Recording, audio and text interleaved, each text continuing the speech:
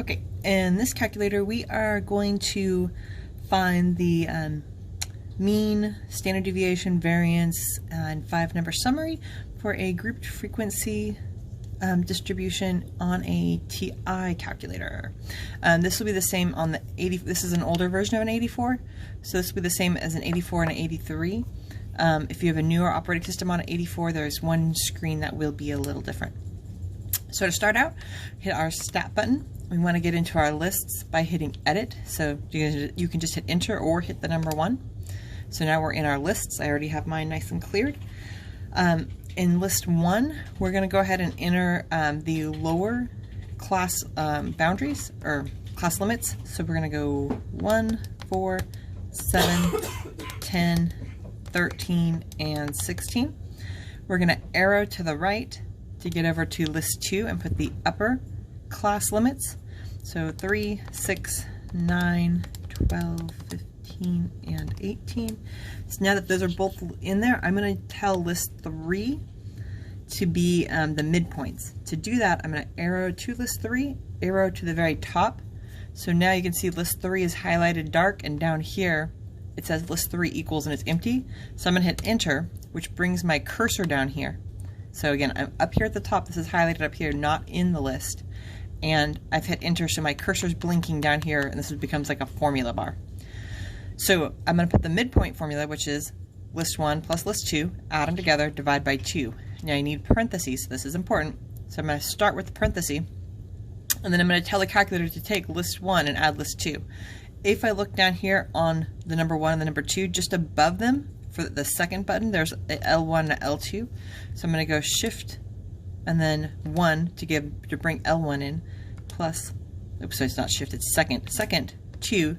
So now I have list 1 plus list 2 in parentheses divided by 2. So parentheses are important, and then divided by 2. Now I have my midpoints in list 3. So I still have to enter my frequencies. To do that, I'm going to arrow up and move over to list 4. Actually, I probably could have just arrowed just straight to the right. Now let's go ahead and enter our frequencies. So it's 6, 8, 10, 7, 0, and 5. So my midpoints are in list 3.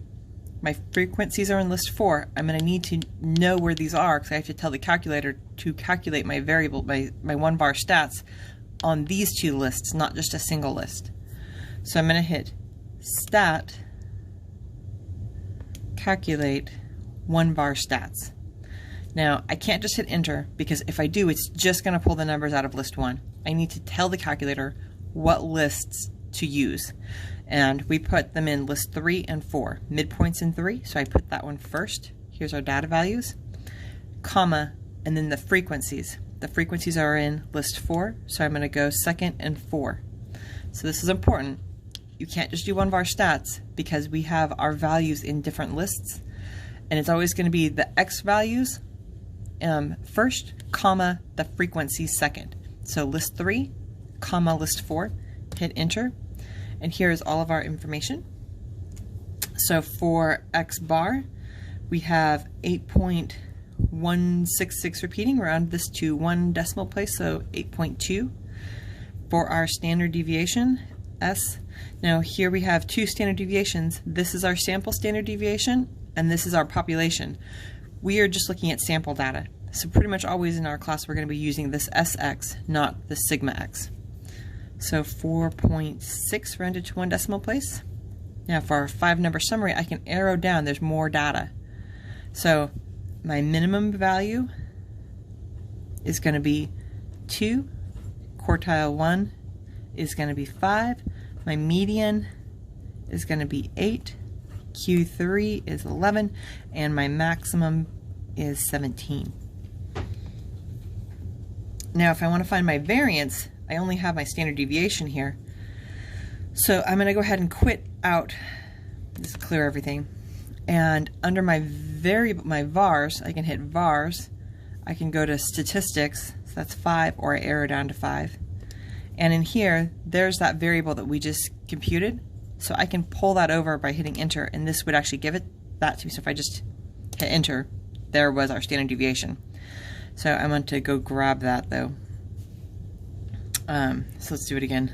Vars stats, and I want to square this, so I'm going to hit squared, or I can hit to the 2, and that would be my variance. So a squared is 21.6 rounded for our variance. And that's it.